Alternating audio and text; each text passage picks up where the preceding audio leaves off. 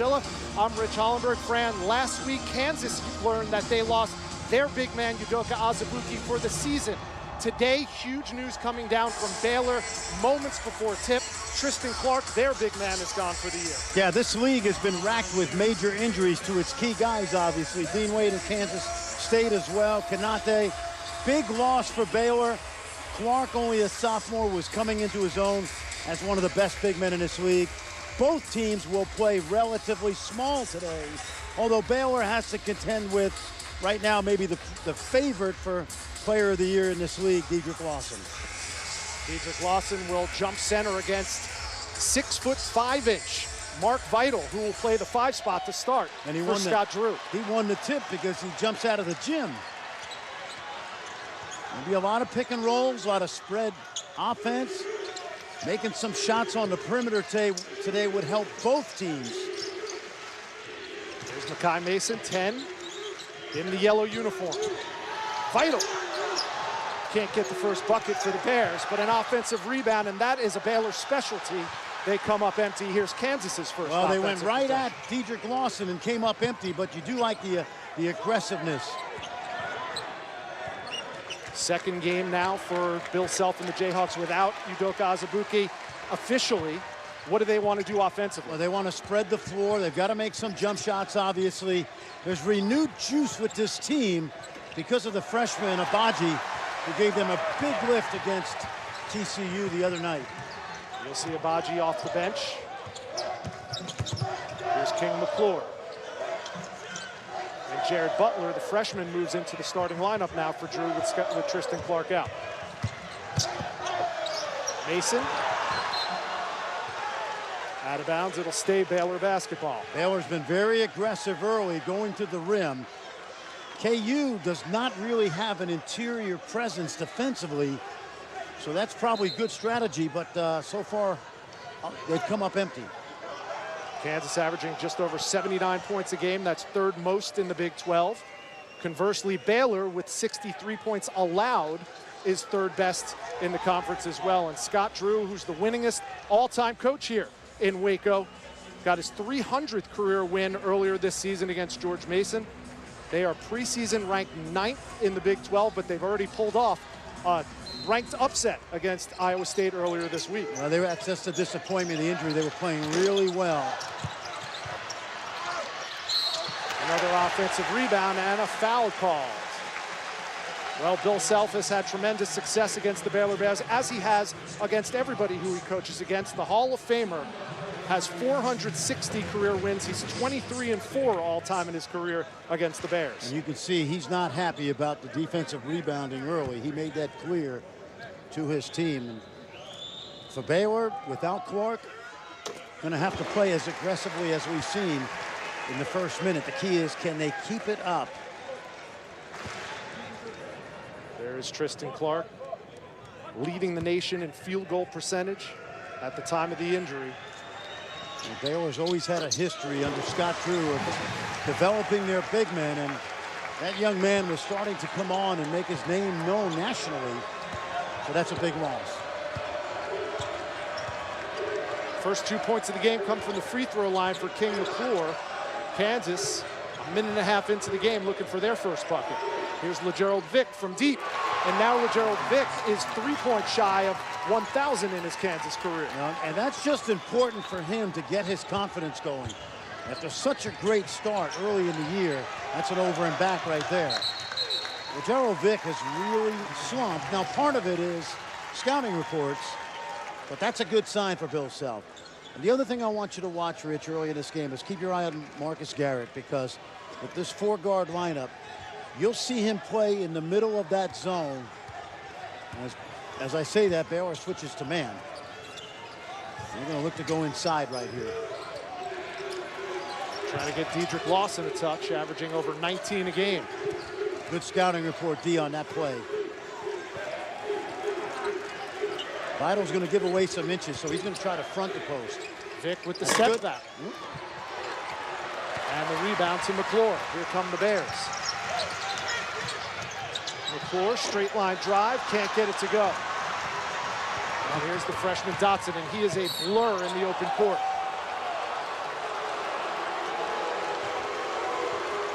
got a taste right there of maybe the quickest guy, certainly in the Big 12 and maybe the country, in the freshman Dotson.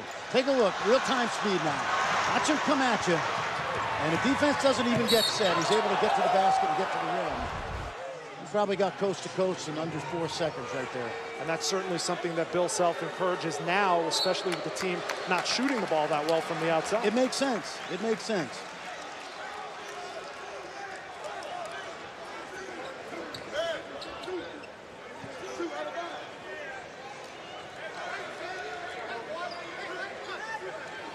So it's going to be Kansas ball under their own basket, 17:37 to go.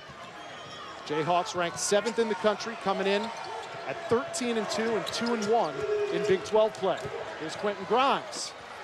Can't get it to go off the window.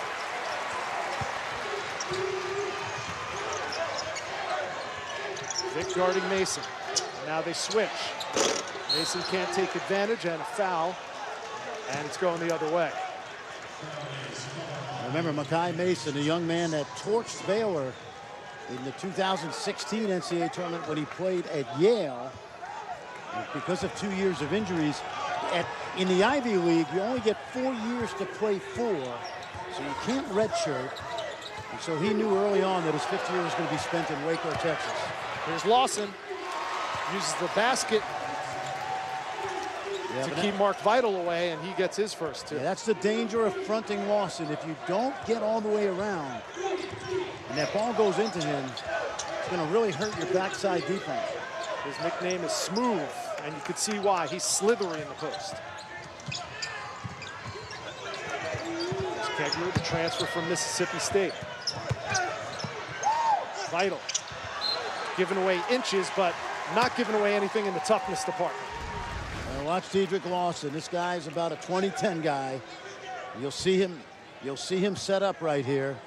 See, Vital tries to get around on the top side, and when he comes up empty, there's nobody to protect the backside. Well done by the junior transfer from Memphis. Franny's the only player in Division I basketball averaging more than 19 a game and more than 11 rebounds a game. Here's Grimes for 3. And they really need his three-point shooting to come around.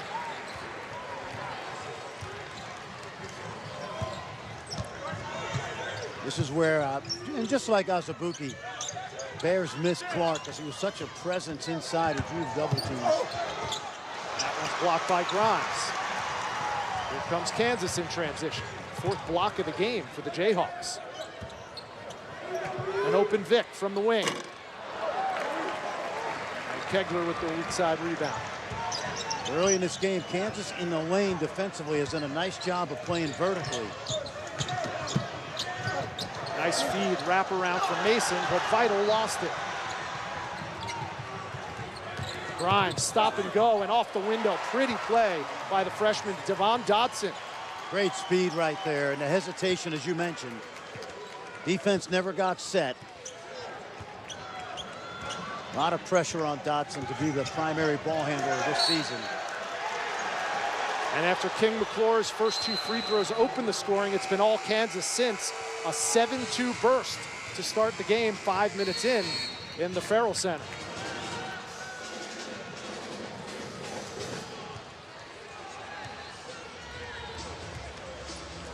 Well, it's been a busy Saturday of basketball already around the country, but specifically in the Big 12, Fran. Texas Tech on the road held off the Texas Longhorns. They are the lone unbeaten team in the Big 12 and inventing a team on the move if he has to. As a matter of fact, last season, he had the opportunity, unfortunately, to have to do that again because Stoke went out with an injury last year as well. But you go back through the years with all the great Kansas teams he's had, this is not the first time that he's had to alter the offense a little bit. Coaching is crisis management coordination, and you have to make those kind of adjustments. You can go back to 2004-05 when Wayne Simeon missed some games and Self went small. He knows what he's doing. He'll make the necessary adjustments. 5 minutes gone by in the first half here. 7th-ranked Kansas on the road, looking for their first Big 12 road win against the Baylor Bears. 8 on the shot clock. Now 5 to shoot. Garrett doesn't, even though he was all alone, and Dotson bails him out with a triple. Devon Dotson has an early 5, and it's a 10-0 Kansas run. His numbers are pretty good behind the arc. He's a reluctant shooter sometimes, in part because I think he feels like he has to do some of the other things in this offense, like distribute and push it, but capable from out there. That 3 was his 13th of the year. 10 on the shot clock for the Bears. Bandu in the game, misses his first attempt.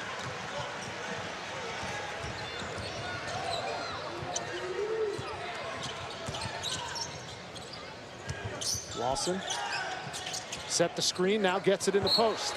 And we're going the other way.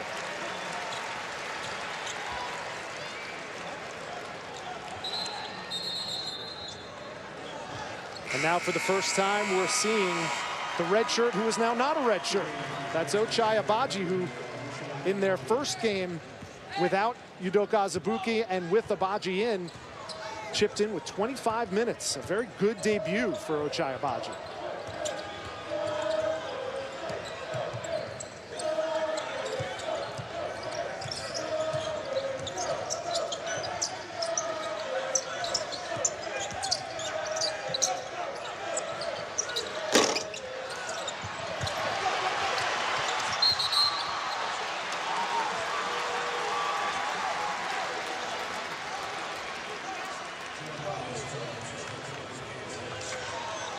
Well, for those of you watching Duke,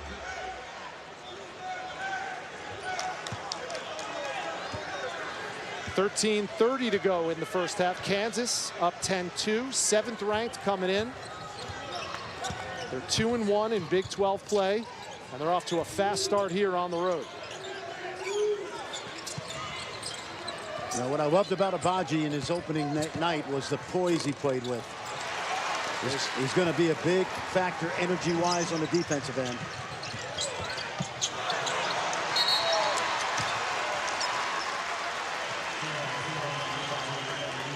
Well, for those of you watching the Duke Blue Devils pull off a last-second win on the road in Tallahassee, we welcome you to Waco, Texas.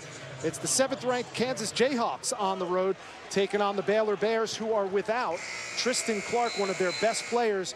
Just before tip, Fran Fraschilla, it was noted that Tristan Clark will be out for the year. He's going to be having knee surgery next week. And that's a huge blow to this Baylor Bear team. The sophomore was becoming one of the best players in this conference, and certainly he was a big reason why they upset Iowa State the other night. But just like Kansas having to adjust without Udoka Azubuike, Baylor going to have to do the same thing. They don't have quite the firepower on this floor. There are no McDonald's All-Americans for Baylor, and they don't have this guy who's been absolutely lethal, particularly inside this year, Dedrick Lawson. What a soft touch from Lawson. He has 4, and it's 12-2, Kansas over Baylor. That's 12 straight points for the Jayhawks. And still no field goals for the Baylor Bears.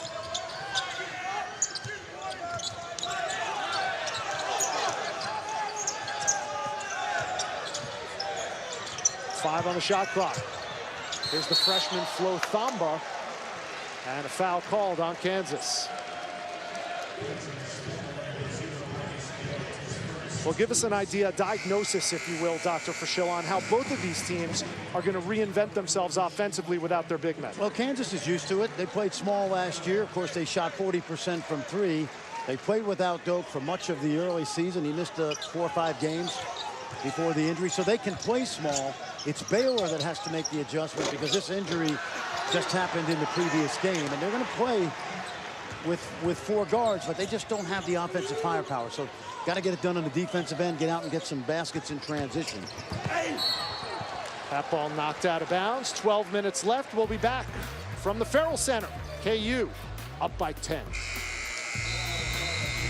ESPN's exclusive presentation of college basketball is presented by 5-Hour Energy Shots. Get back to 100%. And in part by the first Saturday Showcase presented by 5-Hour Energy. 7th-ranked Kansas, 12, Baylor 2. Let's take a look at our From Plan to Play, brought to you by Northwestern Mutual. And Fran, KU this season in Big 12 play is shooting only 24% from three-point range. Last year, they were lights out from beyond the arc. So this year, how could they get better looks? Well, Bill Self told us earlier in the week, we still have to make outside shots. So how do they get them? Inside out from Lawson when he's double teamed back out, off offensive rebounds. in transition when you look across the court to the skip pass, and then also on drives and kickouts. They're not going to be Svi Mikhailuk and Graham and Newman, but they're still capable of making a better percentage of shots, but they have to maximize that percentage by getting wide open threes. And we've already seen Gerald Vick knock down a corner three. Grimes can make them on occasion, as can Dotson. So, and it's important for this young guy, Abaji, to make them because he is capable. He was 3 for 3 during the exhibition season behind the arc. And he did hit one in his debut game this past week. And it looks good. Yes, so far Kansas 2 for 4 from 3 against Baylor. Matthew Meyer tried to throw it down. Well, he got hit in the head, too. That was a great play coming out of the timeout.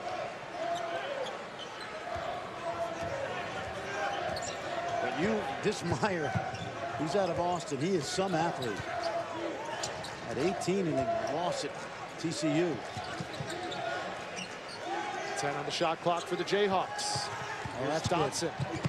Drives on Mason and got the foul, and Devon Dotson will go back to the line already with 7 points. Well, this is a great set play. Watch the drive by Dotson. Oh, he got whacked. No call. You got to get that call. He got a facial is what he did with the moisturizer and everything. But a great play. And Matthew Meyer played at Westlake High School. 4 Division I high major players on that team. Never saw a shot he didn't like. Oh, he loves to score now. That looked like a foul. They tried to sell it, but the officials weren't buying, and there's a putback to put Kansas up 16-2. This kid, when we watched him in the preseason, Abaji, he just has so much energy.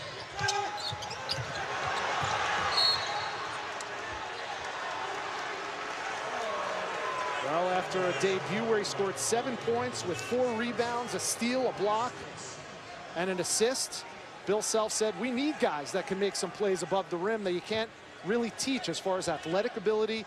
He's the best athlete we have on our team. That is high praise considering the McDonald's All-Americans they have on that roster. Exactly right. He's what I call a no-mistake guy. He seems to be in the right place at the right time. Watch this lob. Oh, and there he is with the throwdown again. You don't think that he's brought energy in a game in a little bit more than a half of a half. You're out of your mind.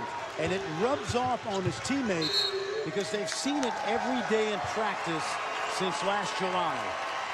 And that forces Scott Drew to call his first timeout of the afternoon. It's been all KU looking for their first road win in the Big 12.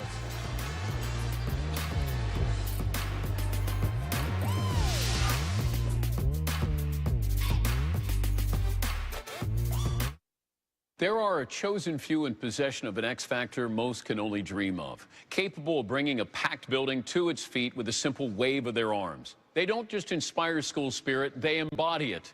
Statues are built in their honor. Yep, there's no big man on campus bigger than the one in the big furry suit.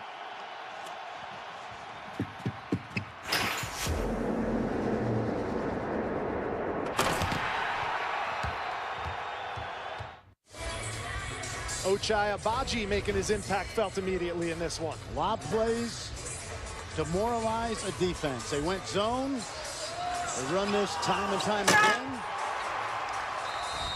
Well set up, and they threw it to the right guy. Got a feeling we'll see that play run a few more times this season. Bill Self dials up more dunks than just about any head coach in America. Scramble for the loose ball. And it's going to be a foul on Kansas.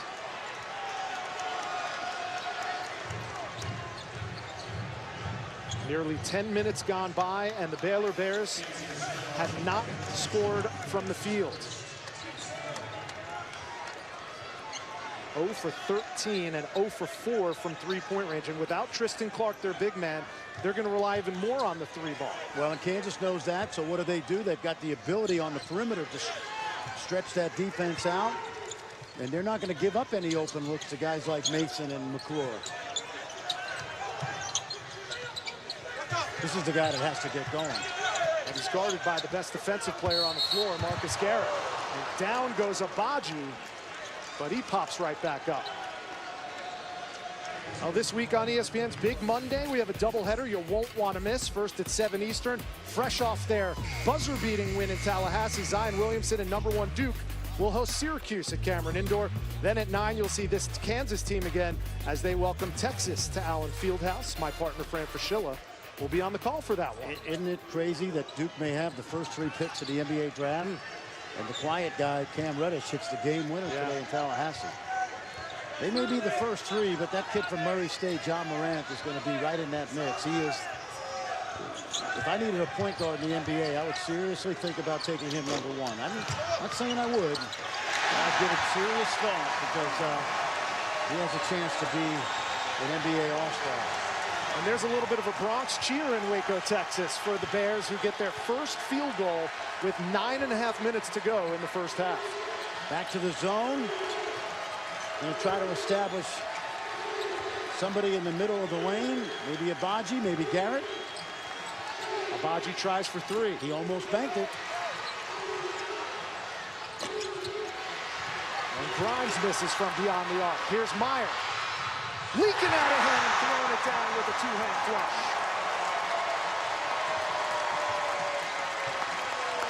I love watching that kid play. Sometimes he'll keep the other team in the game, but he's got a lot of confidence. Back-to-back buckets for the Bears. And an offensive foul.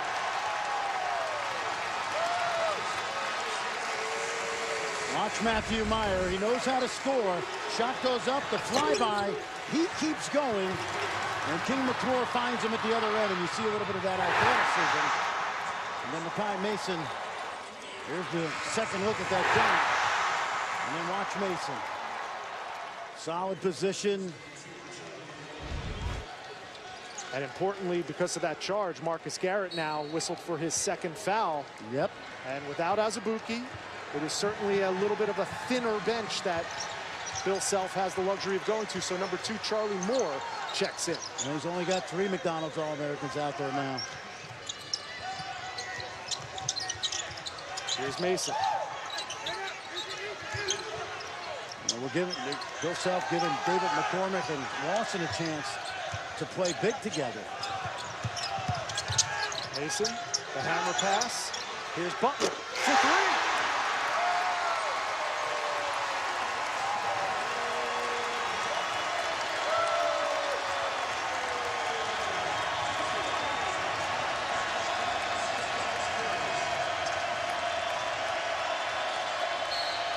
Lawson surrounded by neon jerseys, and he's fouled. But Jared Butler knocks down the first triple of the game for the Baylor Bears. Just like that, they're on a 7-0 spurt of their own, and they're back in it, down 18-9 on their home floor. Scott Drew has built since 2002. You know, both coaches came into the league at the same time, and Bill Self inherited a mansion and has only added on to it. The great job that Roy Williams did, and Bill has certainly taken the Kansas program maybe even to higher heights. And on the other hand, Scott Drew took over, really was what was akin to a shack. Very little winning tradition here. NCAA probation, one of the most horrific situations in NCAA history. And what an incredible job he has done in resurrecting Baylor basketball. It's going to be a tough season without Clark, but there are a lot of young faces, and maybe 2 of his best players are sitting out. He's got 2 outstanding transfer guards. Both head coaches in their 16th season with their respective schools, as Lawson misses, and Baylor's got the rebound. That's Freddie Gillespie grabbing the rebound after he had the dunk on the other end to bring Baylor to within 20-11.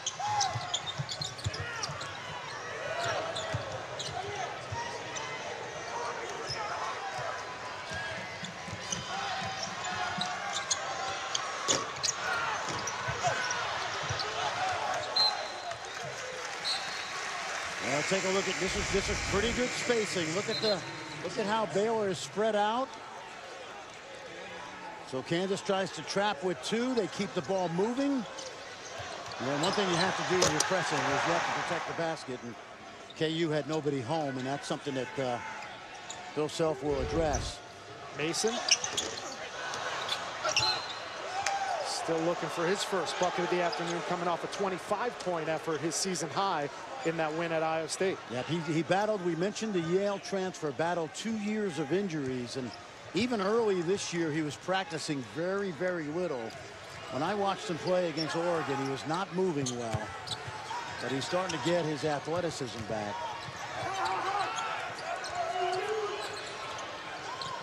Here's Charlie Moore, maybe the best shooter on the team, and that was halfway down and it came out.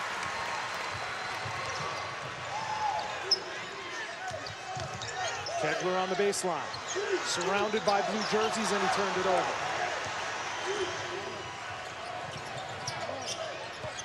Here's Abaji.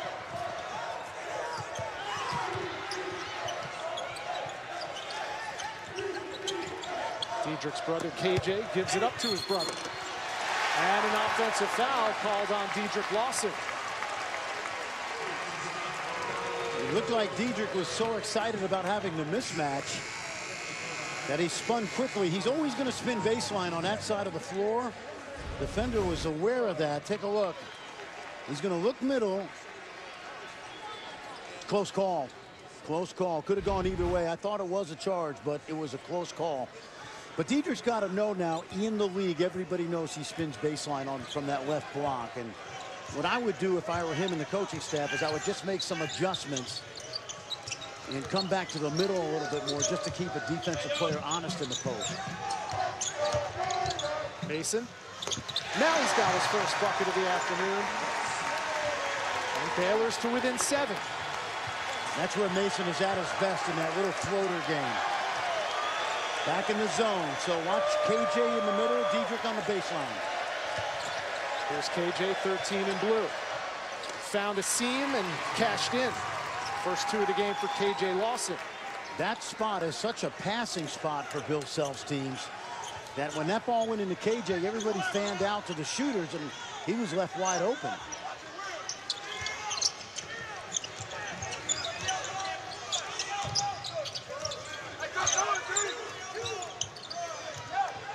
Here's Mason, the grad transfer, guarded by the freshman Dotson.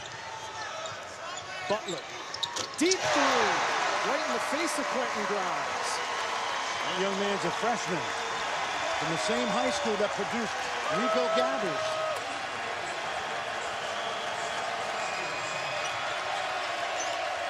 Lawson again, mid-post.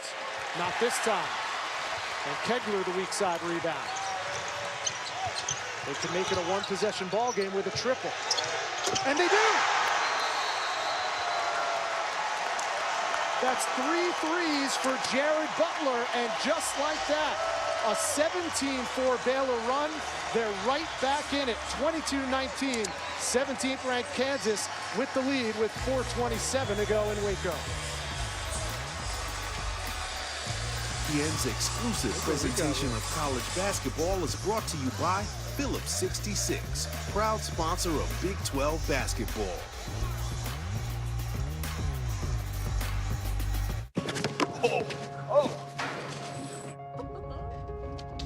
The end of the practice is when we do all of our intensity drills. She was going at it. Stop.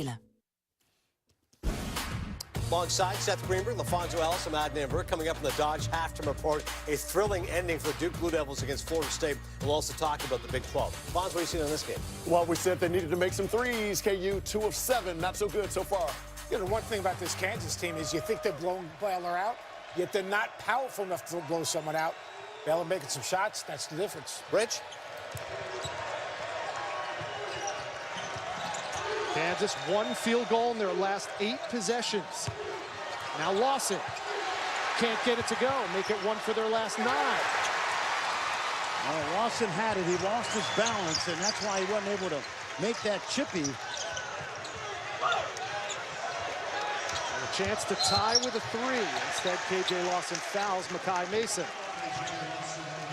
Jared Butler's a great story. He's from Reserve, Louisiana. He signed with Alabama, and he was actually on campus this summer. He's going to be a freshman for Avery Johnson, well, they took a commitment from another point guard, Kira Lewis, who reclassified into the class of 18, and Butler said, wait a minute, I was your point guard. He left, he went to his second choice, which was Baylor.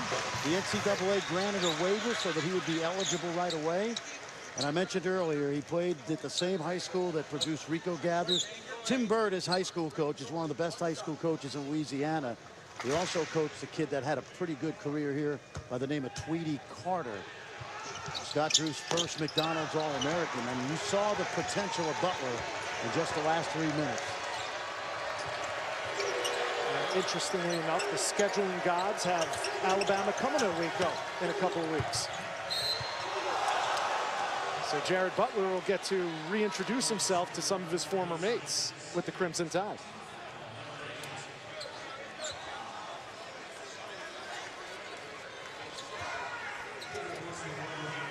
Dedrick Lawson will go to the line. He's 2 for 2 from the stripe so far this afternoon. 6 points for the second leading scorer in the Big 12. And he misses the front end of the 1-and-1.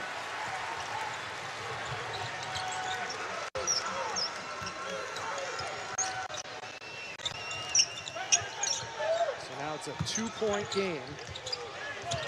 The only lead for Baylor was when it was 2-0. Well, this week on ESPN Super Tuesday, presented by Boost Mobile, an SEC-ACC doubleheader will start in Athens with Georgia hosting 18th-ranked Kentucky at 7 Eastern. Then at 9, it's Notre Dame and 12th-ranked UNC in Chapel Hill. And normally you'd look at that game and say, chalk up a win for North Carolina. We'll get to that in just a second as we see Marcus Garrett on the deck and slow to get up.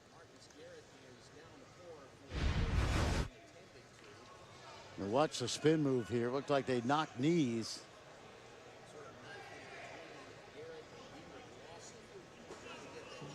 A little bit of a delayed reaction on the right knee for Marcus Garrett.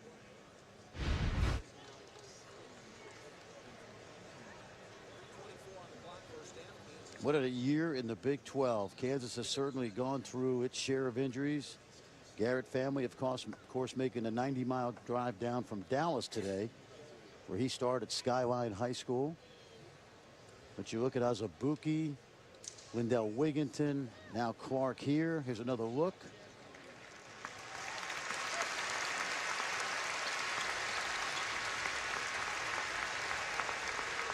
Referee called that travel before the second foot hit the ground. And so Garrett will be helped off the floor, and it looks like he's going to go back to the locker room to get attended to with 3:24 to go in the first half. Garrett already with 2 fouls on the afternoon as well.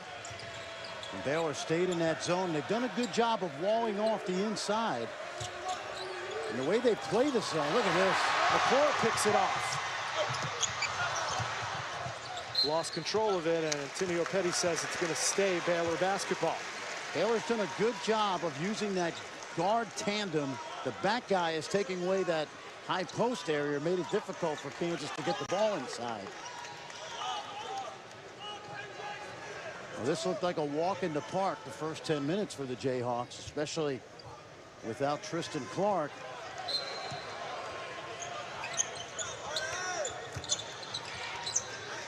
Both Lawsons, Dotson, Vick, and Abaji on the floor for Bill Self. Mason, McClure, Kegler, Gillespie, and Butler for Scott Drew's Bears. Under 3 minutes to go in the first half. The lead for Gillespie off the mark, and Vick clears for KU.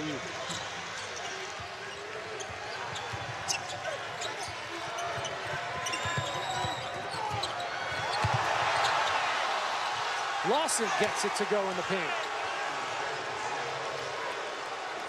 Dedrick Lawson has 8.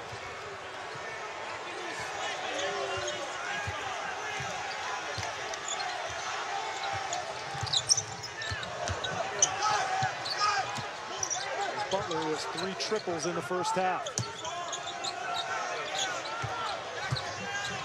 Kegler, jump stop, got it.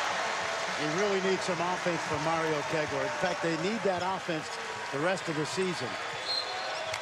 And that's a tough gamble right there. Butler's got to know as a freshman, if your team is in the bonus in terms of giving up free throws, that's probably not a gamble right there, especially because their defense has been pretty solid. And Fran, that's a great sign, seeing Marcus Garrett up and trying to work things out in the tunnel. Didn't even go to the locker room. And it looks like he should be okay. See if Bill Self is judicious, especially with the 2 fouls, might keep him on the bench for the rest of the half. Gerald Vick front ends the 1-and-1, but a fresh 30 for the Jayhawks with 2 minutes to go in the half.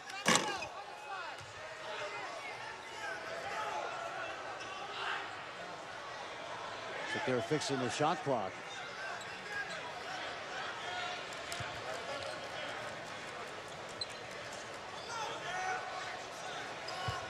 Well, if you're just tuning in, it looked like it was going to be all Kansas. They started on an 18-2 run. As a matter of fact, Baylor didn't score a field goal until 9.5 minutes gone by in the first half, but they have responded with an 18-6 run of their own. Here's Vick for 3, and that's 1,000 points in his KU career for LeGerald Vick. I think Bill Self would just take the 3 and not worry about the 1,000.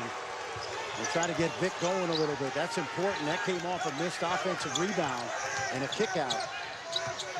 You talk about hot and then cold for LeGerald Vick. He started out shooting 58% from three-point range in his first 9 games, but then his last 5, he's 9 for 36. That's 24%.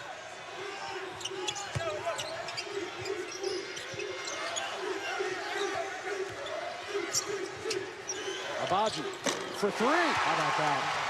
How smooth is that stroke? And if he can do that on this team that desperately needs outside shooting, he already gives you the energy on the defensive end. And I mentioned the low mistake kind of play on the offensive end. That's huge. Abaji already with 7 points. That's what he had in his debut against TCU. Take a look. This is a pure stroke right here. Holds the follow through up there perfectly, knocks it down. A rhythm 3 by Abaji gives him 7. It extends the KU lead to 30-22.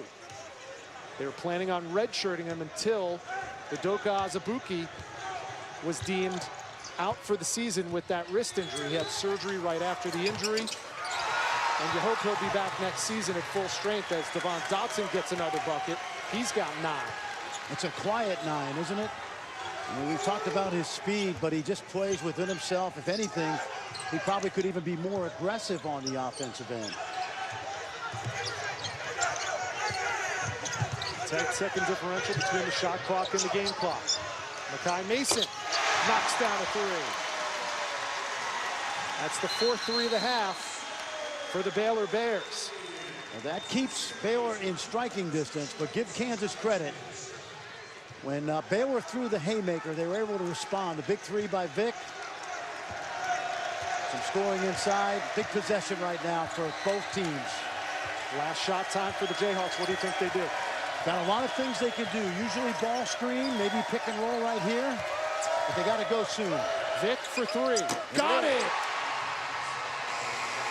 A huge 3 with time running down in the half as LeGerald Vick matches game high with 9 points. And our score at the break, 7th-ranked Kansas 35, Baylor 25. And now we'll go to the studio for the halftime report with Adnan Vert, Seth Greenberg, and LaFonso Ellis as the 7th-ranked Jayhawks are looking for their first win on the road in Big 12 play.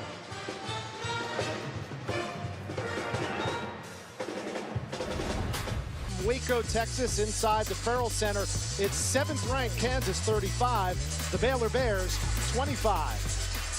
From center court alongside Fran Fraschilla, I'm Rich Holmberg. Glad you're joining us on a busy Saturday in college hoops. And Kansas started off, Fran, on an 18-2 run, but Baylor went on a run of their own to get back in it, only to fall behind by 10. How did it happen? Well, energy on both ends. You know, Kansas is without the big guy. They played small. They played smart early. But then Baylor playing without their big man, Tristan Clark, made some shots. That young man, Butler, made them. But here's the thing about this league this year. The entire league coming into today makes 31% of their threes. It's going to be a grind every night, a defensive-oriented league. And if you can knock down your open looks, you really give yourself a chance. Kansas tonight, 4 for 9 in the first half. 4 different players getting it done. I thought that was an advantage for the Jayhawks. That is in stark contrast to their first 3 games in Big 12 play, where they shot 24% from beyond the arc. If they can shoot this, and listen, I don't think it's realistic they're going to shoot over 40% this year. They're not. But if they can regress toward the mean a little bit and shoot in the 30s and the high 30s, then they're going to be a tough team to beat in March. Yeah, because 6 of the best defensive teams, of the 6 of the top 11 defensive teams in the country are in the Big 12. We're going to have a lot of games like this, 35-25 at the half. Of course, the big news just before tip, Baylor losing their big man, Tristan Clark, for the season. He was leading the nation in field goal percentage at 74%. And that's why Mark Vital, number 11, who just took that charge, is starting in the 5 spot for Scott Drew. And Dedrick Lawson, we talked about this in the first half when he spun baseline, that he's got to mix up his game. That time he came to the middle, and Vital was waiting. So Makai Mason brings it up against Marcus Garrett, who had to be helped to the sidelines. Good to see him back on the floor for the Jayhawks. Mason with 6 in the first half. Here's an open look for Kegler for the baseline. Got it. That's important because that guy was in a serious season-long drought from behind the arc, so Mario Kegler can get it going. That'll help. That's only his 3rd triple of the season. He was 2 for 24 to your point. Yep. Back to the zone, so you have to keep your eye, if you're Baylor, on Marcus Garrett in the middle, and that helps if he makes that. And LeGerald Vick today is looking like the LeGerald Vick from earlier in the season. You know what's an interesting stat? He's got 11 20-point games in his entire career. As he goes over 1,000 today, he's had only 1 in Big 12 play. And so they need that scoring as they get into the heart of conference play. Well on his way to number 2. He has 12 points so far. Here's Vital. Off the mark from 3. That's not his shot. Mark Vital ought to put that in his back pocket and go crash the glass. But a good, look, the ball reversal. There's a nice drive and kick right there. And we talked about trying to create easy scoring opportunities on the perimeter. Perfect example right there. That was one of the 4 ways that you said they could get open looks. Drive it, bring the second defender. That should have been a charge. Vital gets away with 1. In high school, he would have dunked that. One of the best dunkers in middle school. Made a name for himself, but now Mark Vital is playing in the middle of this Bears offense. There's Lawson. He's in double digits with 10. And Vital's not going to be able to handle him if he plays behind Lawson. That time, Lawson buried number 11. Couldn't see his number, so it was an easy pass inside because he was playing behind Lawson. King McClure dials up a 3. Too strong. And Dotson comes away with it. Try to thread the needle up ahead to Lawson. Here comes Baylor the other way.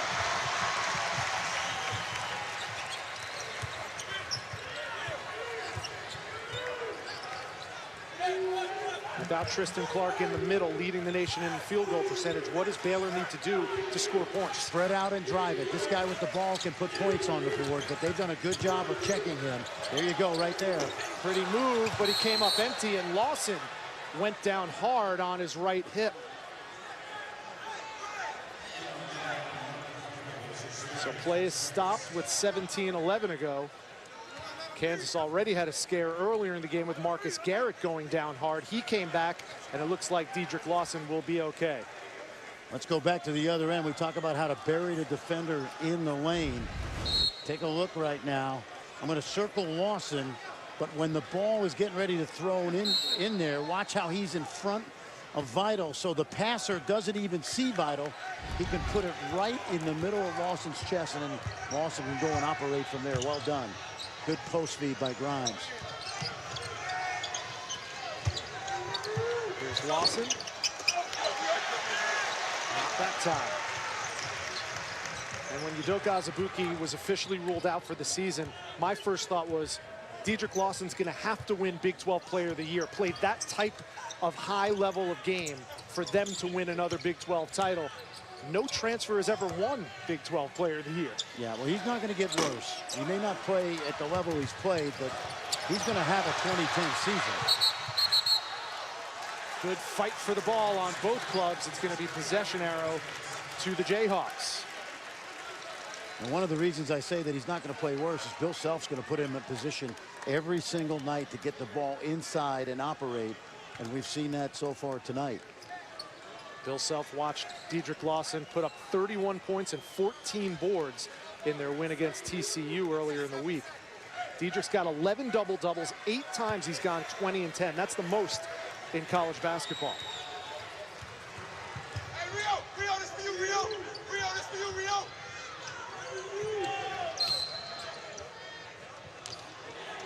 And that's going to be a foul off the ball on Baylor.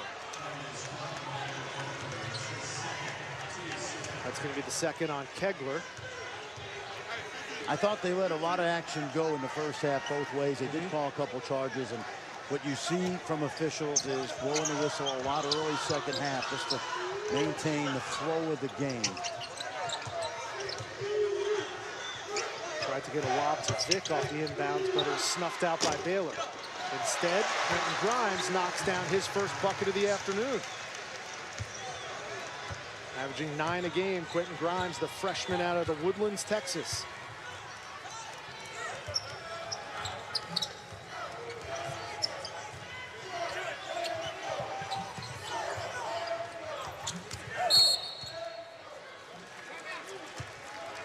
And at 15-51, we'll step aside with the Jayhawks up by a dozen on the road, looking to improve to 14-2 on the year. ESPN's exclusive presentation of college basketball is brought to you by Phillips 66, proud sponsor of Big 12 basketball. I switched to Liberty Mutual because they... Kansas team again as they welcome Texas to Allen Fieldhouse, both games on ESPN and of course on the ESPN app. And the fabulous freshman from Duke came to play again. Cam Reddish hitting the game winner, but RJ Barrett with 30+ against Leonard Hamilton Seminoles. Well, and the more important thing for Duke is second straight ACC road win. First 2 road games of the season for the Blue Devils, and they've passed both tests. They got Syracuse Monday, and then they got the showdown with Virginia on Saturday in Cameron. And I think personally, Virginia is the best team in the league right now. And this year they'll play twice. They'll meet again on February 9th. And I love the Duke team. I love those freshmen. They play with great exuberance, but it just blows my mind that we almost discount what Virginia has done the last 3 ACC regular seasons. It's just incredible. How do you think that Duke offense, with all that versatility and athleticism, will do against Jim Boeheim's 2-3 zone? Oh, I think they won't have trouble with the zone, but you remember the trouble they had with Texas Tech in the Garden? Well, Virginia's defense is Tech's defense on steroids. So that's going to be the challenge. Can they play in a half-court game against a team that's going to pack it in, dare them to shoot, and wall off the defensive boards? Virginia remaining undefeated. They blew out Clemson earlier today. Texas Tech got a win today as well to remain undefeated in Big 12 play. If Kansas wins here on the road in Baylor and they're up by a dozen, they will be alone in second place at 3-1. Lawson. That's great move. Pulls his way to the basket, gets the bump and the bucket. Which way does he want to go? He wants to spin baseline, and that time scouting report was not heeded. Take a look. He's so good right here. And then he uses the rim to protect his shot. Watch this. The shot blocker has to go through the rim in order to block that shot. And he's a technician, Lawson, in the low post. He really is. He's missed his last 2 free throws. He's got a dozen, but only 2 rebounds this afternoon. You almost just pencil him in for a double-double. Sometimes rebounds are the bounce of the ball, you know. True. And a lot more makes from the KU shooters today. Gillespie the rebound, but he threw it right into the hands of Devon Dodson. Oh, that's nice. Dodson. Oh, that's nice. And he's fouled on the way to the hole. And seemingly Devon Dodson could do that at will. Well, what he does is I was watching his eyes, and there was nobody on the ball side post. So once he realized he was even with his man, I always say if you're even, you're leaving. See, he's even right now. Well, there's no way King McClure can get back in front of him and establish legal guarding position. And Dotson has he knows he's got the speed to get to the rim. Dotson had 9 in the first half. That was tied for game high. Now he's in double digits with 10. The third KU Jayhawk in double digits, along with Vic and Lawson. I didn't realize until last week Devon Dotson grew up in Chicago. Yes. And moved in 6th grade. But he wears that number one on his back. He can't wear number 1. That would be his favorite player, Derrick Rose. This is Dedrick Lawson's number. So he went double 1-1. And interestingly enough, because he was from Chicago until he moved to Charlotte in 6th grade, he was good friends with Taylor Horton-Tucker, who's having a terrific freshman campaign in the Big 12 with Iowa State. They got to hang out last week in Ames.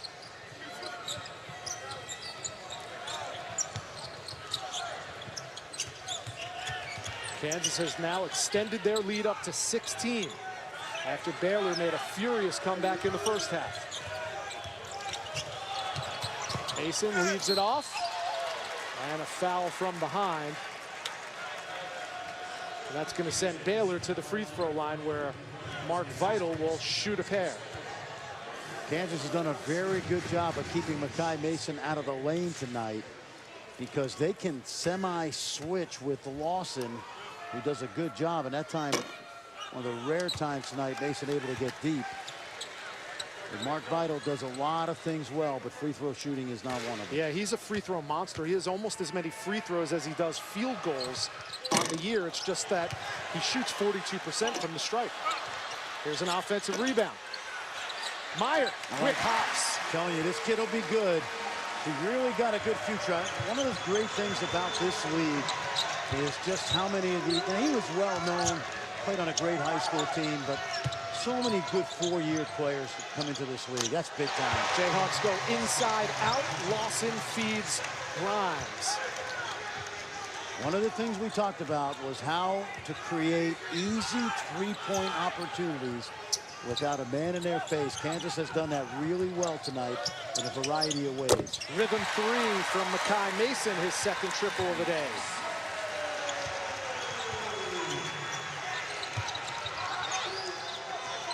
Kansas 7 for 12 from beyond the arc this afternoon against a good Baylor defense. And Lawson, it's automatic when he gets that way. Yeah, there's no way that Gillespie has any chance. He doesn't move his feet quickly enough to cut Lawson off on the baseline. And you're seeing why Dedrick Lawson is so effective inside. And they miss Azubuike, but it allows Lawson to operate an area of the court that he's really comfortable in. Meyer spins, and it's pinned on the backboard by Lawson. Garrett leads the break. And a foul's going to go on Makai Mason, sending Marcus Garrett to the line.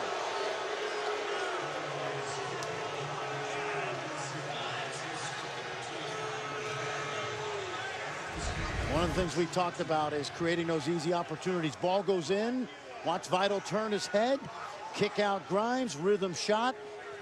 And remember, this is a Kansas team that does not shoot it the way they did a year ago when they made threes, Rich, at a historic pace. So in order to become better shooters, you've got to get them better looks, and they're getting great looks today.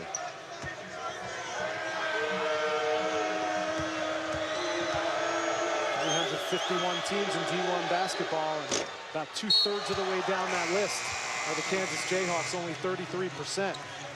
But today, a different story. Lawson's going to have a seat on the bench. Quick breather for him with 12:44 to go in the game.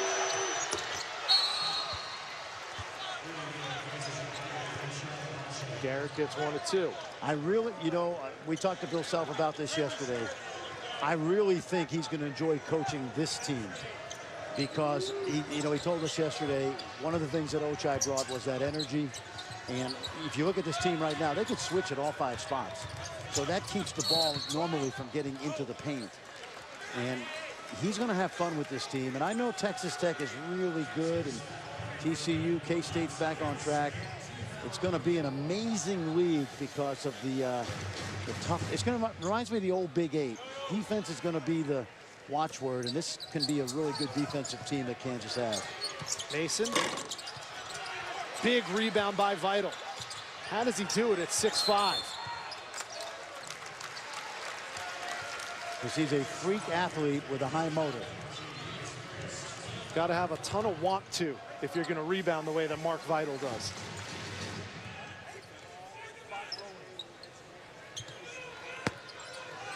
He's got some Rodman in him. Meyer tried to sell the foul, but didn't get either. Nice. What a no-look. And Flo Thamba has his first bucket.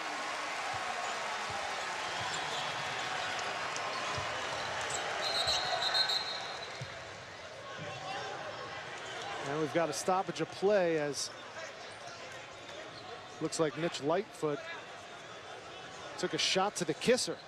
He's going to have to get tended to on the sidelines. 52-36. Kansas lead over Baylor, 12:09 to go.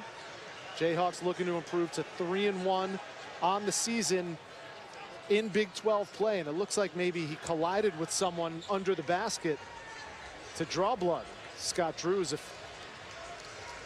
getting the official word from the officials. Well, what the officials will do, they'll go look and see if there was anything there. And it's hard to tell from that angle. Well, Mason and Lightfoot got tied up. I didn't see anything that was intentional. But Mitch is going to go to the locker room and get attended to.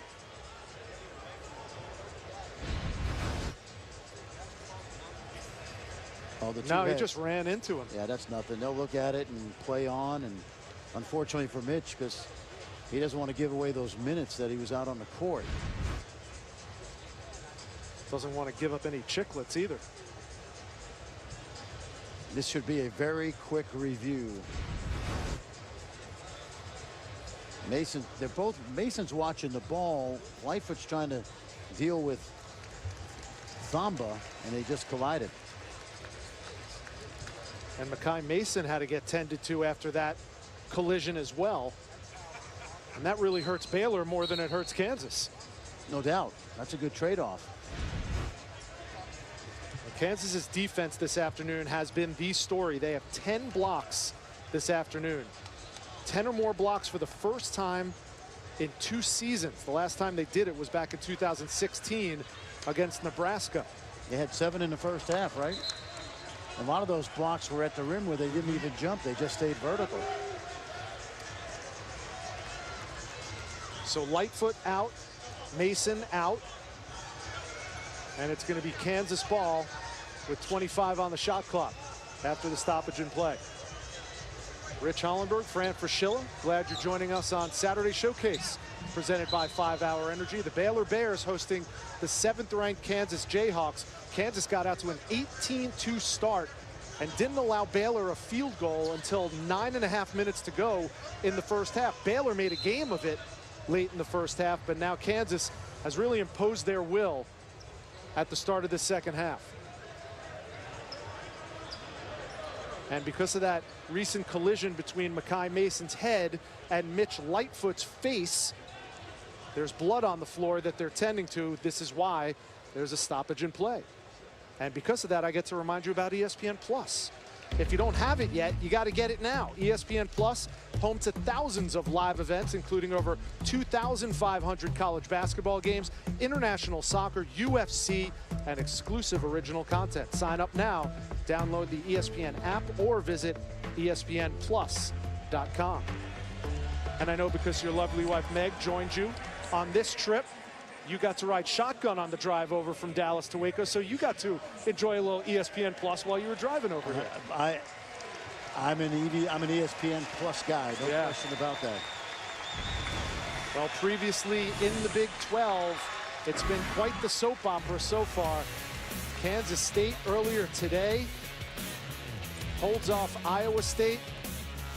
How about Doolittle's jumper to lift Oklahoma over TCU? 5 ranked teams in the Big 12. So far, only Oklahoma is the home team that won. All the other road teams took care of business today, and it looks like Kansas is on the way to doing that as well, as Texas Tech and Chris Beard and company went to the Irvin Event Center and beat the Longhorns. There's going to be a lot of teams beating each other in this league. It's going to go back and forth all year. Of course, TCU still playing without Jalen Fisher. Look at that speed. Dotson, another drive, came up short. Vital goes right at Lawson. And Vic rips it away. It's a tough shot for Mark Vital because he's going against lane that if even if he gets fouled, he's not going to make the free throws. But you love the energy.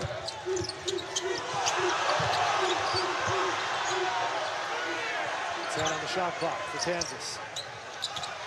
And Vic, straight away triple. That's a great sign for Bill Self and that coaching staff and that team. They know how much of a Gerald Vic means to this team. He has 15 on 5 3-pointers. Thamba, no. Vital, yes. That's where Vital's at his best. Crash the offensive glass, putbacks, no fancy moves, go right back up with it.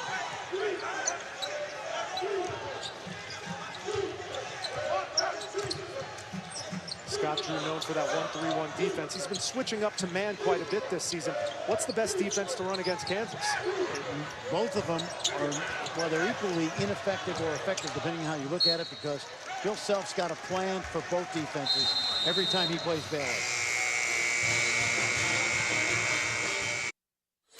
5 3-pointers for LeGerald Vic, looking like he did earlier in the season when he was shooting 58% from 3. He's the reason players drive coaches nuts, because 65% over a 5-game stretch, right? Last 6 or so games, he's shooting 28%, and today he's on fire. So that helps Kansas quite a bit. I know it helps Bill Self's mindset. Here's Meyer. And the kid loves to shoot him. Way off the mark on that one. When he's on the court, Rich, he shoots every 3 possessions. And that's a lot. And you love his confidence.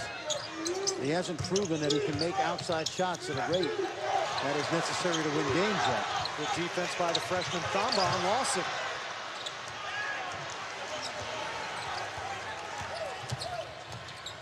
Mason back in the game.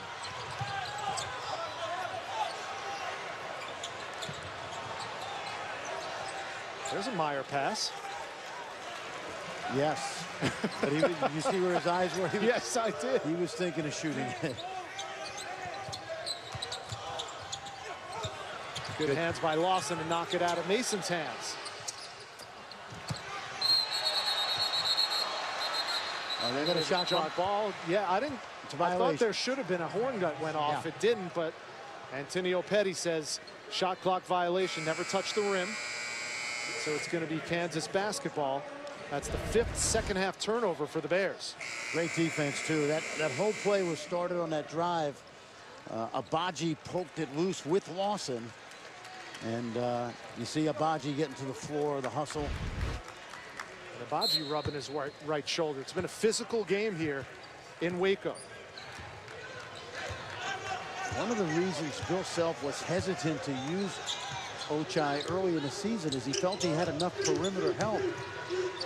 And didn't want to waste him playing him with only a few minutes a game. And the injury to Doak forced him into playing him. And I just see a different vibe from this team. You know, they've grinded it today. They played great defense. They've made threes, but there's something about the kid's energy on the court that I think has electrified his teammates.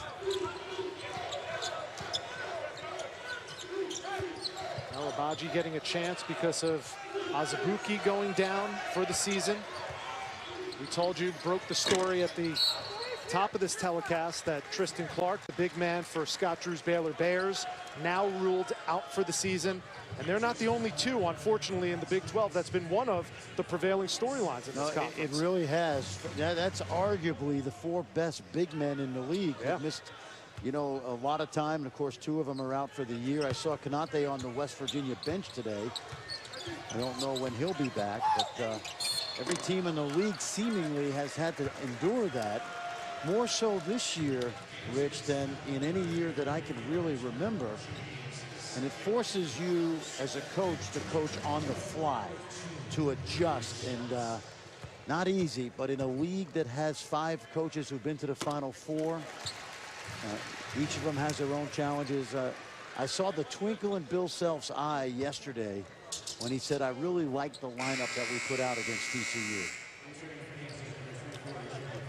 Well, the league and really college basketball in general is trending in that direction of more positionless basketball.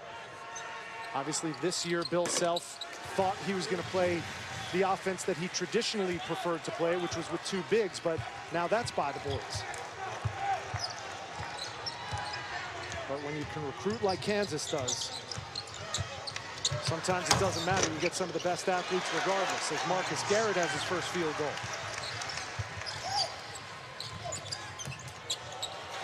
At the other end, Butler can't get it to go. Oh, nice play by Abaji. You see that? Here's the lob. And Grimes couldn't catch up with it. Well, we talk about Marcus Garrett on the defensive end, Fran.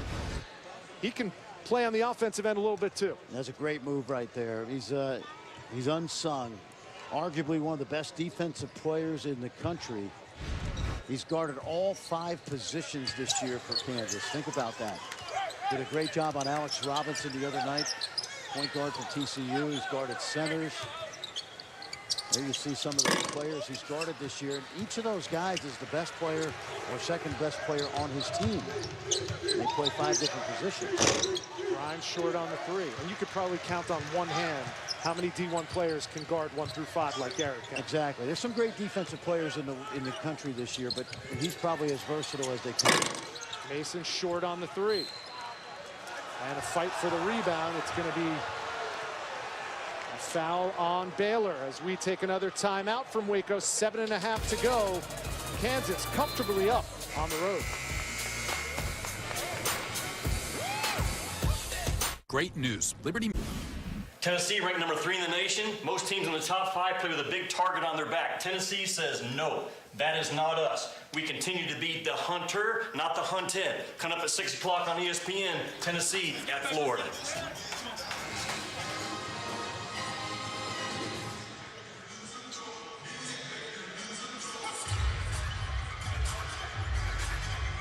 .732 to go, 59-41. 7th-ranked Kansas with the lead.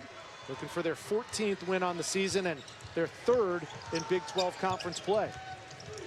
Rich Hollenberg, Fran Fraschilla, the rest of the ESPN crew here. Glad you're joining us on a Saturday where LeGerald Vick has been quite the reclamation project from beyond the arc today. 6 threes for Vick gives him 18 in the game. In his first 3 seasons against Baylor, he's only made 3 threes coming into today. 3 for 11, so he's had a party here in Waco. Bill Self's club 8 for 15 from beyond the arc this afternoon against Baylor. It's a great play right there. And Gillespie, who hasn't played very much, just went up way too slow, and that should have been a layup.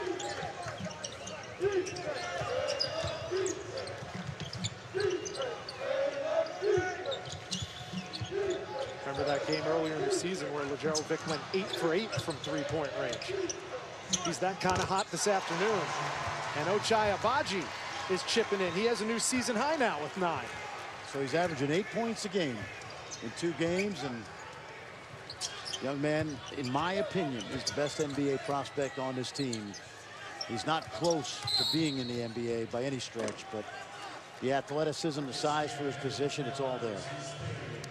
Tonight, following the UFC main event on ESPN, tune into SportsCenter with John Anderson and Kenny Mayne. They'll have complete post-game coverage from the Colts and the Chiefs at Arrowhead, plus all the top moments and reactions from the Cowboys and Rams playoff game, and what you must see and hear from the Thunder Spurs game. That's SportsCenter at 11 Eastern on ESPN. Of course, Kansas fans, most of them are probably Kansas City Chiefs fans, so they're splitting the screen today, watching their playoff football team. Pat Mahomes, maybe the MVP of the league, 50 touchdowns. Field looked in pretty good condition today. What's your quick scouting report on the Rams Cowboys? I know you're dialed into the Cowboys. No, I'm going home. I'm a Jets fan.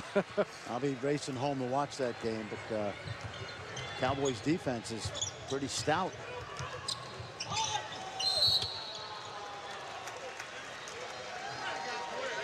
You know, I don't want to belabor this point, although we haven't made it today, but the thing that you love about this young man going to the foul line is he was either not ranked in some recruiting service polls. I think one scouting service had him 350. And then when Kansas took the commitment, miraculously, he rose.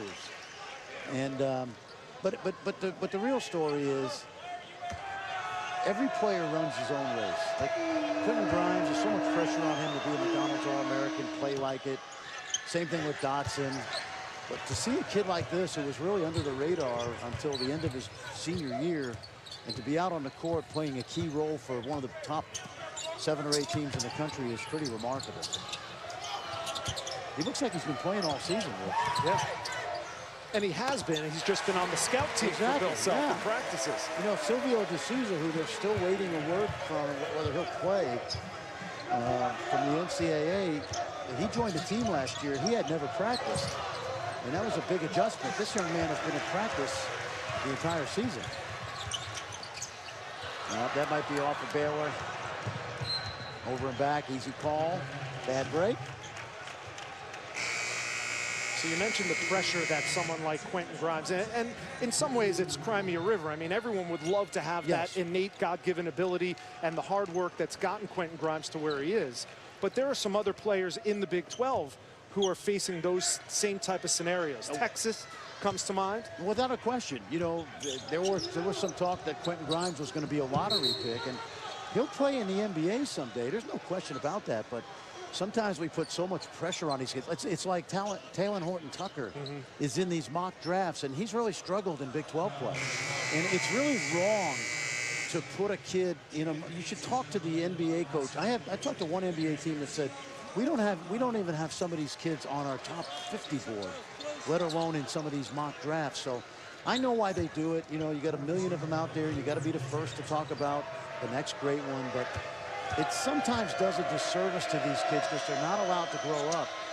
And their families and friends will see these mock drafts and say, well, this draft's got you going 11th. You got to come out. And there's so many cases of kids in the G League or playing overseas right now that take that to heart. That's why the NBA in May will, if a kid wants to get an evaluation, they can get it from an NBA team, and they'll get real evaluation from people who have done this for 30 and 40 years. Yeah, sometimes it is a little bit of fool's gold. There's an NBA scout that's here today. He's a good friend of mine. I don't want to give away his age, but he's been in basketball for a very, very long time, longer than I've been born, okay? And I'd rather ask his opinion of these kids, because he's told me in the past, and what he's usually told me is right on the money. It's a good problem to have if you're a young player and you're in a mock draft, but you just can't drink all the Kool-Aid. And sometimes there are a lot worse things than spending 3 or 4 years at a fine institution like one of them in the Big 12. And I'm in favor of a kid coming out if he's got an opportunity to make big money and play right away, but not when you're going to spend the first couple of years in the G League.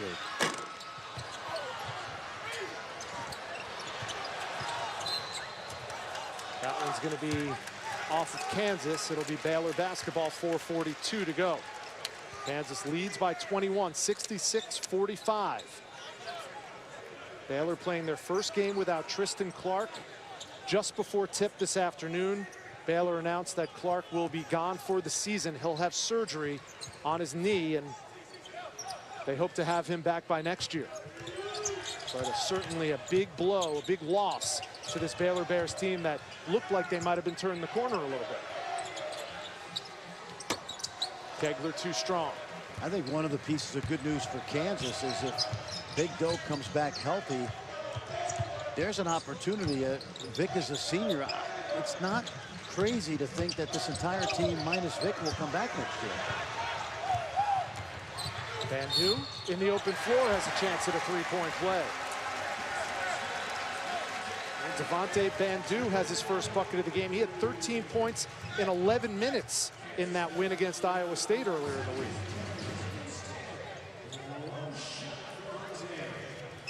And he's part of that Canadian pipeline that so many of these teams in the Big 12 and around the country have had. Kenny Cherry, Brady Heslop, and this young man from Brampton, Ontario, made his way, ironically enough, as he's playing the Jayhawks, out to Hutchinson, Kansas. Yeah, won a JUCO national championship there. 38 miles north of Wichita. Maj Hayes-Jones, who plays for the Shockers, was on that team, as was Keanu Pinder, who plays for Arizona now. Under 4 to go, we'll step aside with the Jayhawks comfortably up in Waco. ESPN's exclusive presentation of college basketball is presented by 5 Hour Energy Shots. Get back to 100%. And in part by Pizza Hut. Order online today at pizzahut.com for the best deals on pizza and get it fast and oven hot because no one out-pizzas the Hut. College basketball continues as Tennessee 13-1 through 14 games, their best since they won 16 of 17 in 07-08. Grant Williams been a big part of that in Florida, coming up about 9 minutes from now. Rich, back to you. Thank you, Adnan. Rich Hollenberg, Fran Fraschilla back in Waco, Texas. And while Adnan Virk might have the movie world on lockdown as the cinephile, I think today we have registered with the TV world. We are now officially friends with Chip and Joanna Gaines, and they are part of a big revival in the entire city of Waco. I mean, this city is blowing up. The food here is phenomenal. We had a dynamite meal last night. At Milo. Yes. Thanks to Corey McIntyre, the owner over there. But I've been coming here for many years, and you're exactly right. All the people that come in to see the Magnolia Silos, the great restaurant they have, the hotels are booming. Downtown Waco is undergoing a revival, and having lived in Texas for the last 16 years, this is a great university as well. It's a very popular place with kids around the state of Texas and also in this part of the country.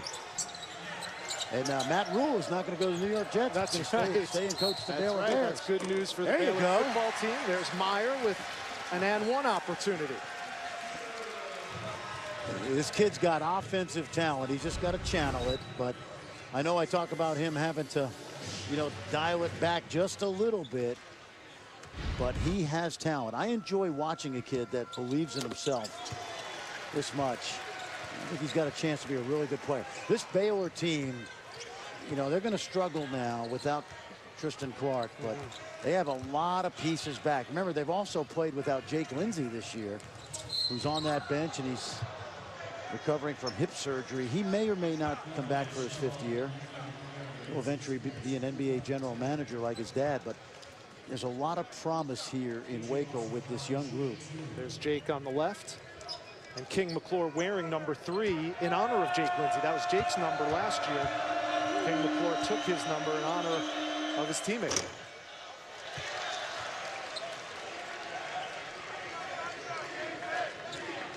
Talk about a good kid and a solid citizen. King McClure, valedictorian in his high school class. Overcame some medical issues himself. He is a shining example of what a Baylor student athlete can be in this day and age. And you talk about Waco as a city undergoing a revival. Well, this basketball program and Matt Rule and his football program, they're going to be a big part of that. Oh, yeah. Matt Rule's done a great job in 2 years. They were bowl bound this year, of course. Great recruiting class. And they got Davion Mitchell sitting out from Auburn. Maceo Teague, who was a terrific player, all-league player for UNC Asheville.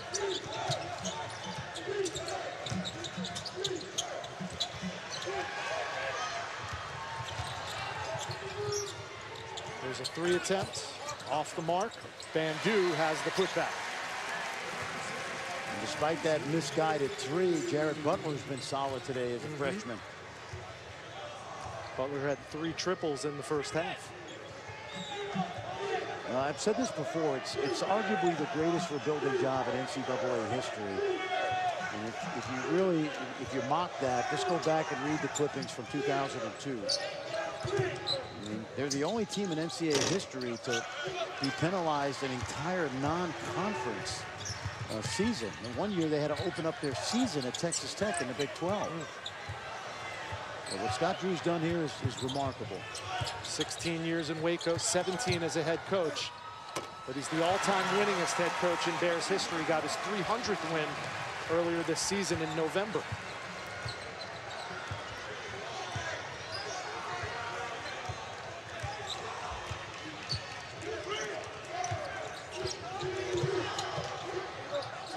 Well, it's going to be 12-1 in their last 13 games for Kansas against these Baylor Bears.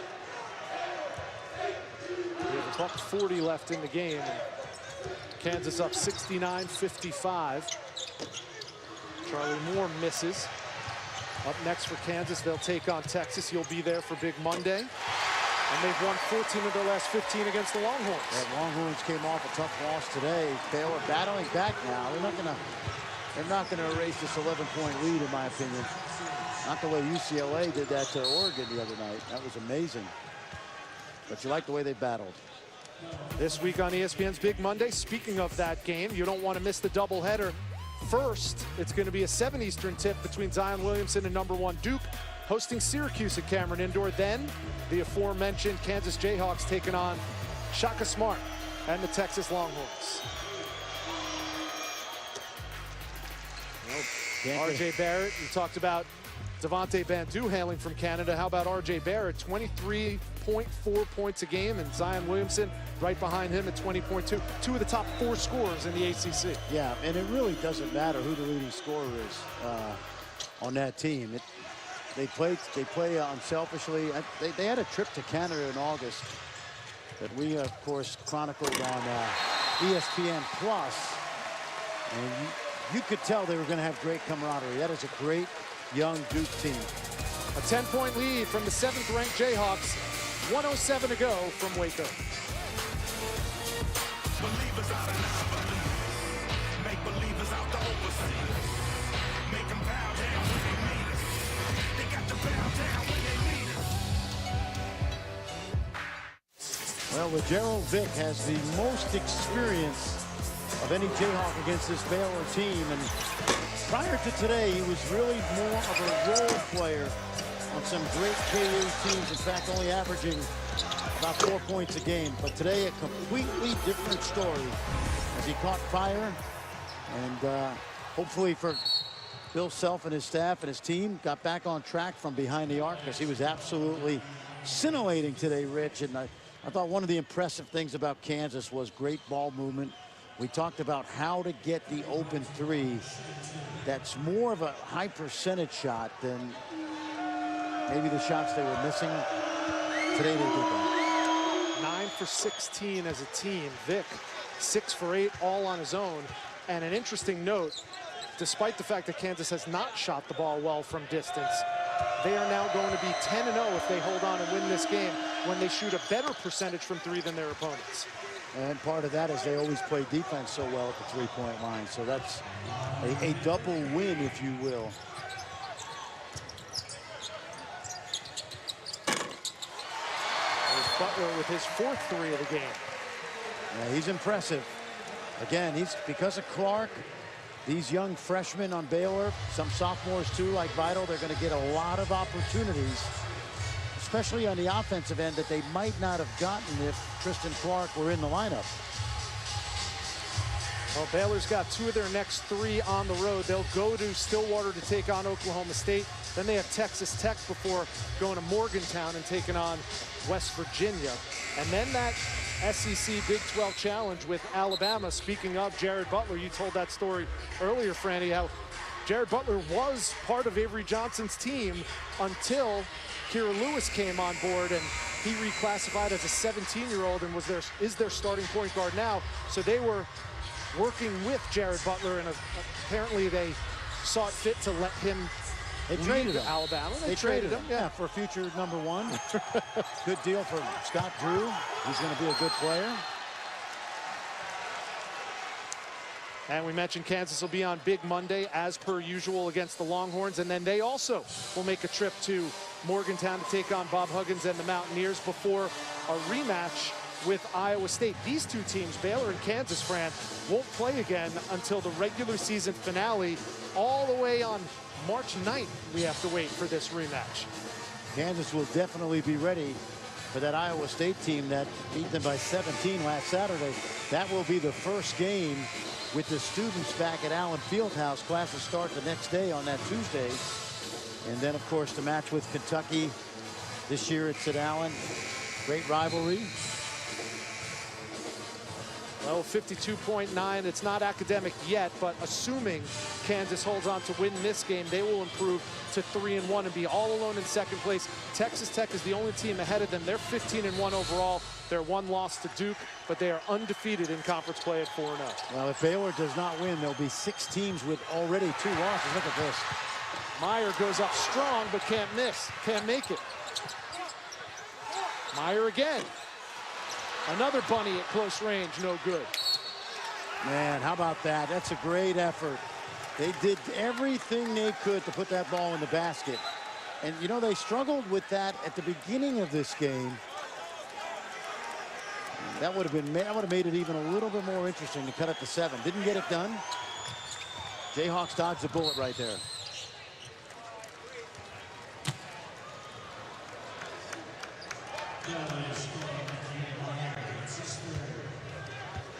37.8 left here in Waco. Stick around. Saturday Showcase presented by 5 Hour Energy will continue as the Tennessee Volunteers take on the Florida Gators. And that Tennessee team is clicking on all cylinders. Grant Williams, Player of the Year last year in the SEC, looks like he could double up this year and win that award again. And you know Rick Barnes as well as anybody. Yep, I worked for Rick for 3 years, and I got a chance to spend 3 days with them in Knoxville early in the year, and they're relentless.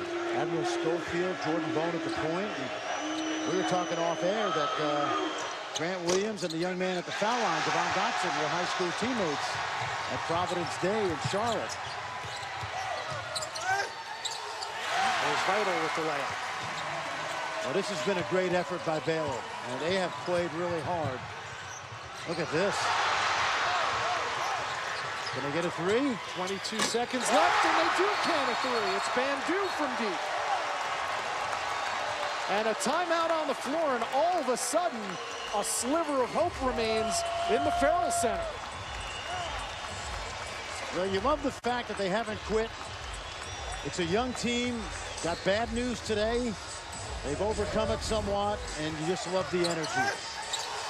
You know, Fran, we shouldn't be surprised. Since 2015 against Kansas in Waco, 3 of the last 4 games have been decided by 2 possessions or less. Devontae Bandu with the transition triple, giving him 11 and cutting the Kansas lead to just 4. And that was Gerald Vick's 30th turnover in the last 8 games. So as much as he's been outstanding today with the outside shooting, he'll advise turnover right there, open the door just slightly.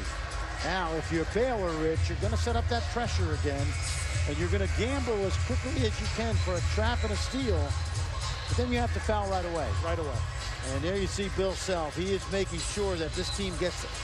So he still believes he's going to win this game, but he's making sure they get a lesson in how to shut the door on an opponent, especially on the road. There are no gimmies in Big 12 basketball. And Kansas shoots, as a team, only 68% from the free throw line. Probably the one player you don't want to foul is Devon Dotson, and he just missed his last 2 free throws. An 80% free throw shooter on the season is Dotson. Abaji inbounds. And they get it to Lawson. And the foul called almost before Lawson caught the ball. And how about Bill Self entrusting a young man who's only played in 2 games, Abaji, to be the inbounds passer? And when you're a coach coaching in special situations, you have to have a guy that you trust to get the ball inbounds. And Bill Self did that with the young man from Kansas City.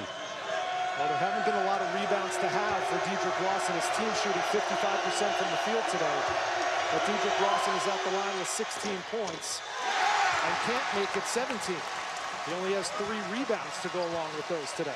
If you're Baylor right now, you'll take the open 3, but since it's a 2-possession game anyway, if you can get to the rim quickly and get the short 2, you're okay with that. The lead is now 5, and a timeout called again with 19.5 seconds left.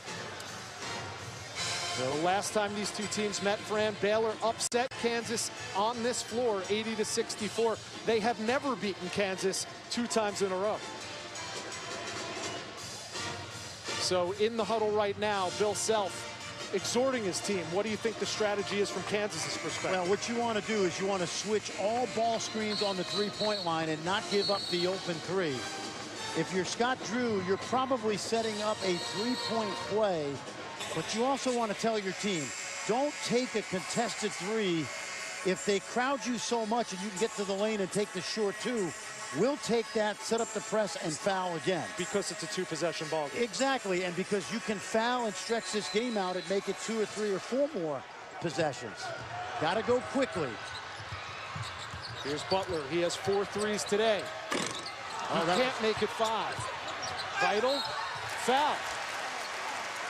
And that's good for Baylor because at very least it stops the clock. Well, and what it does now if you're Baylor is Vital is a poor foul shooter.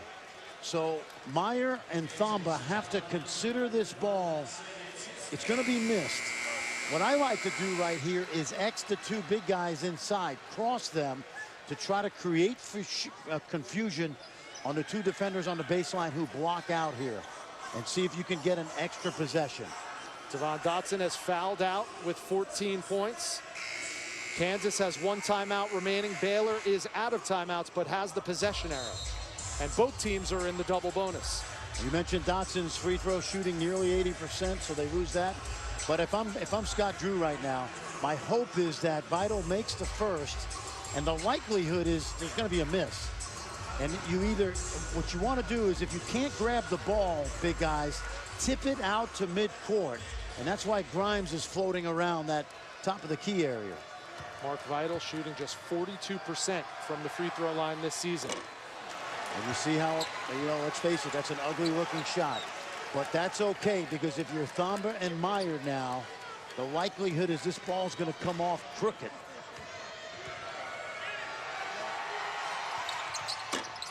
There it is. Both, and they get the offensive rebound. Butler for 3. Close, but no cigar. And there's a scramble on the floor. And Grimes has it. They call a jump ball. It's going to be possession arrow. Is it Baylor basketball? It is. Boy, I'll tell you, Baylor had a couple great looks. And they'll lament that they didn't go in. And Kansas is going to win this game. But what an effort down the stretch by Baylor with a couple freshmen on the floor, a lot of newcomers. Remember, Baylor lost 70% of their scoring from a year ago. Well, KU's largest lead this afternoon was 18. I remember hearing you say this a month ago. There are going to be no blowout games for the most part in the Big 12. We're seeing evidence of that again today. And Kansas has already played a lot of close games. And that'll do it. Kansas, led by as many as 18, they escaped with a 73-68 win over Baylor. The 7th-ranked Jayhawks improved to 14-2 on the year. Thanks for joining us. For Fran Fraschilla, I'm Rich Hollenberg. Now let's get you out to Beth Mowens and Jimmy Dykes in Gainesville for Tennessee and Florida. Thank you, Rich. Both teams shooting.